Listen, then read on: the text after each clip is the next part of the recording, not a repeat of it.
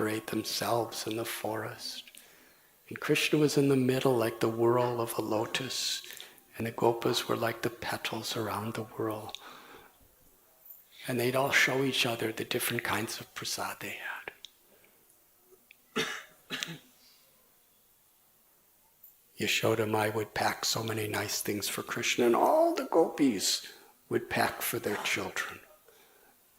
And they would be showing each other, and they would taste, and one cowherd boy would take a bite out of something, and it was so good. He said, "Krishna, please try this." Krishna blissfully would take it right from the mouth of his friend and eat it, and be so happy. And they would just be passing around the prasad from one mouth of one cowherd boy to another, and they were all looking at Krishna. And even though the boys were in full circle around Krishna, and Krishna didn't manifest 4 heads or 8 heads or 16 heads, he was just a little gopa, hardly 5 years old at the time. But yet every gopa was thinking, Krishna's only looking at me, simultaneously. Krishna's rasa vihari. He's so expert at giving pleasure to his devotees and tasting the sweetness of loving exchanges. Meanwhile, Lord Brahma and Balaram Jayanti, he heard about Krishna killing Aghasura. And all the demigods were very much afraid of Aghasura.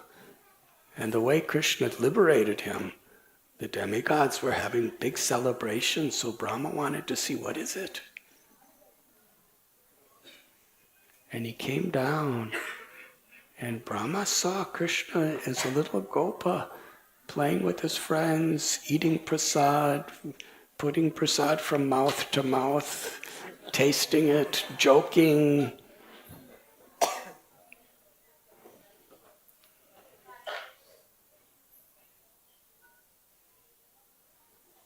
Krishna would love to make his friends laugh, and his friends would love to make Krishna laugh. So many stories. As they're sitting eating prasad,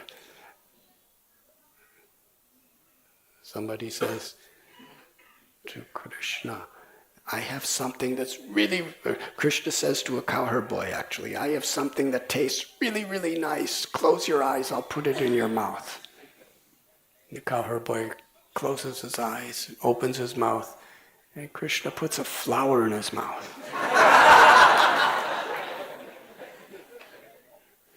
And then the boy gets a really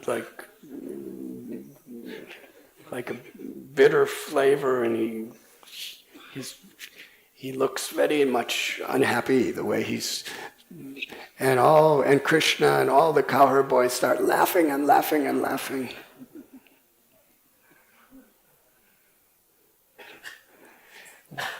When we talk about it, it doesn't sound so happy. But these simplest exchanges were the highest ecstasies for Krishna and his friends. So Brahma sees Krishna. He just killed Aghasura. This mighty, powerful demon who was, 8 miles long?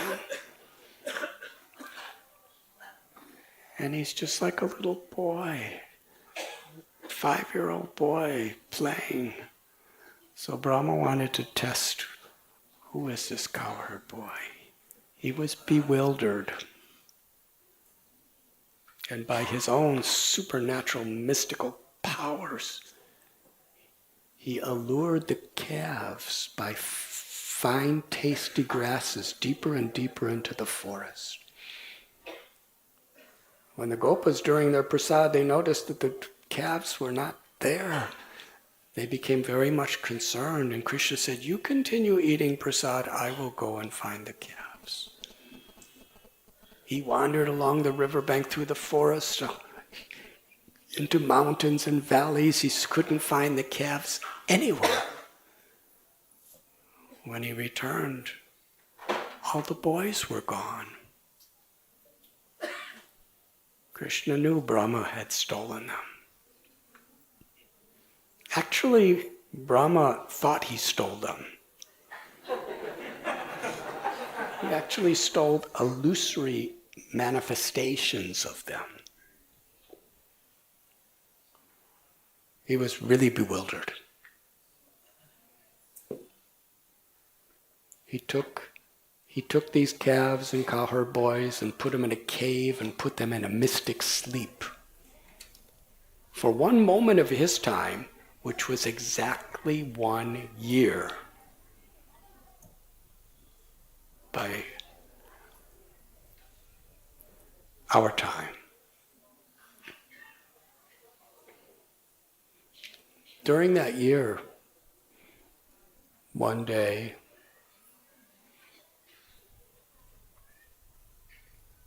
Krishna and Balaram were out with the cows and the calves. And Balaram, he saw the cows with the elder cowherd men on top of Govardhan Hill. And when the cows saw their calves, they came running down. And the cowherd men came running after them. And the cows were licking their little calves with tears flowing from their eyes. And the cowherd men were very disturbed. But when they saw their little children, in such ecstasy of parental affection, they were embracing their children, and Balaram was watching this. And he understood that this type of love can only be for Krishna. He understood, Balaram, what really happened. On Balaram Jayanti, when Balaram was not there, Krishna expanded himself to be an exact form of each calf and each gopa. And on Balaram Jayanti, when Krishna and all the cowherd boys came back to Gokul, nobody suspected anything. The only difference was that the gopis, the gopas, and the cows, and the bulls never, ever, ever had so much love for their children. Krishna became all their children to fulfill their desire. Because in the spiritual world, there's no envy. But still, each motherly cow, each motherly gopi, each fatherly gopa, were all saying they loved Krishna more than their own children. And they loved their children more than anybody could imagine a parent's love for children. But still they loved Krishna more. And they were thinking, how fortunate are Nanda and Yashoda. They have Krishna as their own child, serving him day and night. There was no jealousy, rather. They were thinking, because they are so fortunate, let us serve Nanda and Yashoda. But Krishna, understanding their hearts, gave all the cows and all the elder gopis and gopas the opportunity to fully share intimate exchanges directly as Krishna's mother and father for 1 full year. They were experiencing the same pleasure as Yashoda and Nanda.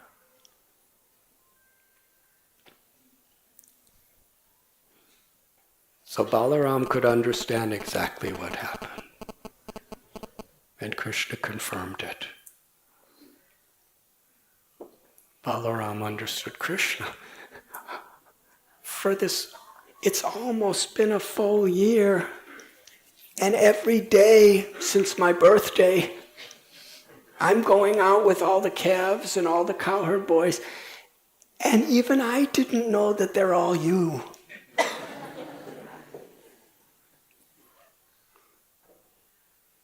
Krishna said, yes. It's me. Balaram was struck with wonder. And a few days later, again it was his birthday. 6th birthday. He stayed back. And Brahma came back to see what happened. And he saw all the cowherd boys, all the calves, they're all playing with Krishna. He was thinking, how is it possible? They're in the cave sleeping, but at the same time I see them here. So he went back to the cave. They were still sleeping. And he was going back and forth. He became completely bewildered. Is it that every time I go back to the cave, Krishna takes them and brings them here, and then whenever I go here, they brings them there? Or how is this possible? Brahma has 4 heads. He's looking in all 4 directions. Brahma Vimohan, he's completely bewildered. He doesn't understand what is happening. How is it that everything's the same after what I did? Then Krishna wanted to increase Brahma's bewilderment. Suddenly, right before Lord Brahma's eyes, every calf and every little boy takes the form of Vishnu, with 4 arms holding the symbols of Lord Vishnu. Then Brahma can't even blink his eyes anymore. He completely is blanked out. It's completely, totally beyond his comprehension. What is happening? Then suddenly everything disappears and all that's left is Gopal, Krishna. Exactly as he was 1 year before, all alone with a little piece of yogurt and fruit salad in his hand, innocently looking for his calves. Brahma realizes he's the Supreme Personality of Godhead. He comes down on his swan carrier and puts his head on the feet of Lord Gopal. At that moment, he sees Vrindavan. The Brahma Samhita was written according to the vision he received. It wasn't until his ego was completely transcended and he surrendered his heart fully that he could actually see Vrindavan as it is.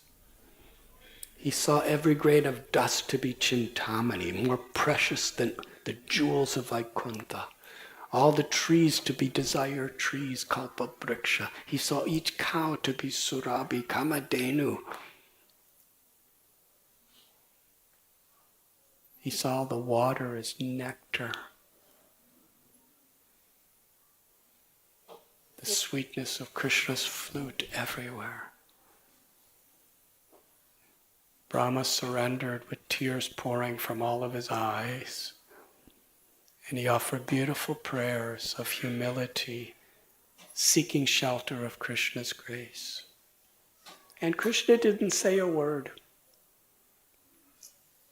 According to the acharyas, Krishna was in the role of a little cowherd boy, thinking, who is this Brahma? He's such a big person. Why is he bowing to me? I'm just a little cowherd boy looking for my calves. So after Brahma surrenders, he gets on his swan carrier and returns. his abode. And at that time, all of Krishna's friends and all the little calves, they manifested themselves again exactly where they were when Krishna was looking for them. Krishna found all the calves in the forest and brought them all to the riverbank. And when all the calves came back to the riverbank, all the boys, they started laughing and calling out,